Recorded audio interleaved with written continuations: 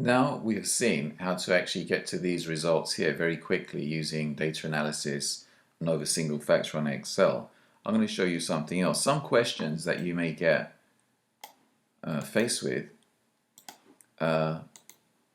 will have a table like this but numbers missing. So what I'm going to do is I'm going to actually remove or delete some of these numbers, and let's delete this one as well. And see if we can build this table up again. So what are the degrees of freedom for this question for between groups? Well, between groups, go back to the original data at the top here. Between groups, we have 3 groups, okay? And the between groups degrees of freedom are in fact k minus 1. And 3 minus 1 is going to be equal to 2. And what are the degrees of freedom within groups? Well, the degrees of freedom within the groups is going to be the total number of observations, which is 18, subtract from that the number of groups. So it's going to be 18 minus 3, which is going to be 15. So that's how we get this number in here.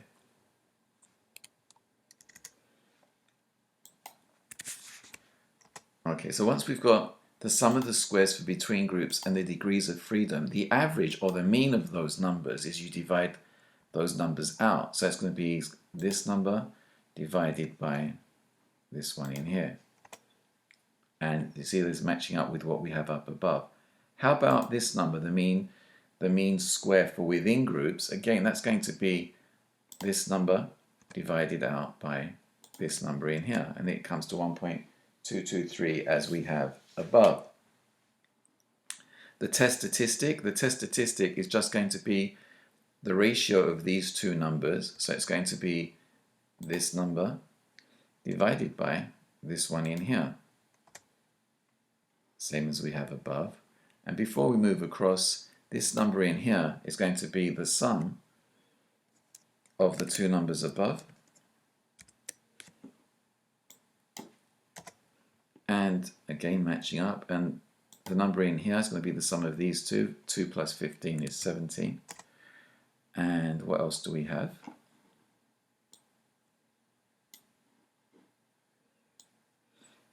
The p-value and the f critical.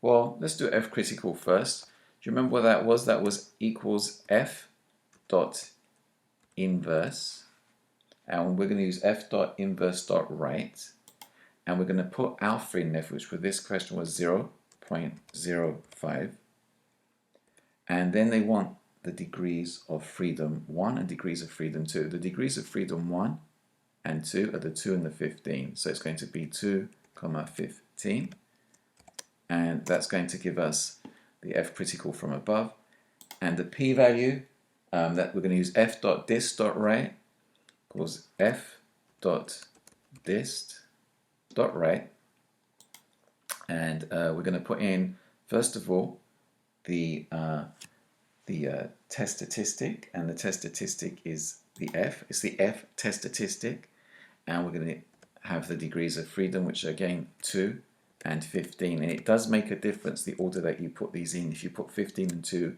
you'll get a different result, and we're getting the same as the value up above. So from these two numbers we were able to recreate the whole, and a little bit more knowledge as well from those two numbers, and knowledge that we had 3 treatments and we had 18 observations.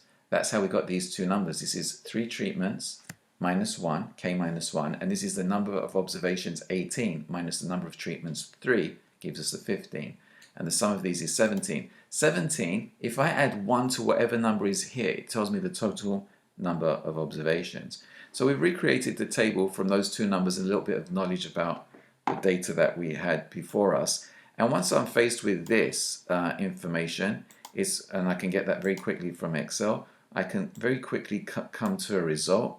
I could say the F distribution, Fuchs' distribution, looks somewhat like this. This is just a generic form of it.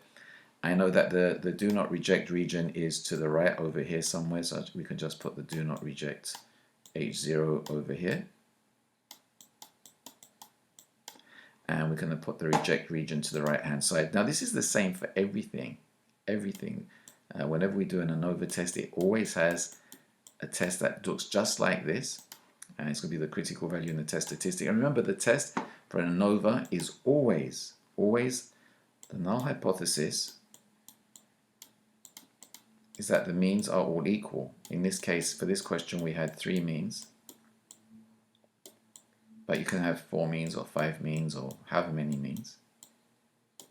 And the alternative hypothesis is always the means are not all equal. So HA means not all equal.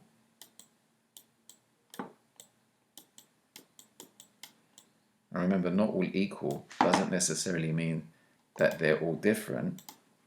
It just means that they're not necessarily all the same. So they are not all equal. And how do we get the numbers from here? Well, using this approach that I've got right here, this is the critical value approach. So we need the critical value and the test statistic, and the critical value is that value there, 3.68, and we just need now the test statistic, and the test statistic is going to be this, is the F test statistic, and 4.3 falls over here, so the conclusion is reject H0. So we reject H0 and go with the alternative. We can also use the p-value approach, and if you use the p-value approach, you need the p-value and alpha. So we're assuming alpha was 5%, and this is the p-value. And in this case, since alpha is greater than or equal to the p-value, it implies that we reject H0. Okay, and alpha is, say, 5%, and the p-value we said is, let's say it's 3.1%. So 5% is indeed greater than 3.1%. So again, that implies, based on that we should be rejecting H0. So this is how quick it is to come up with the answers to these questions.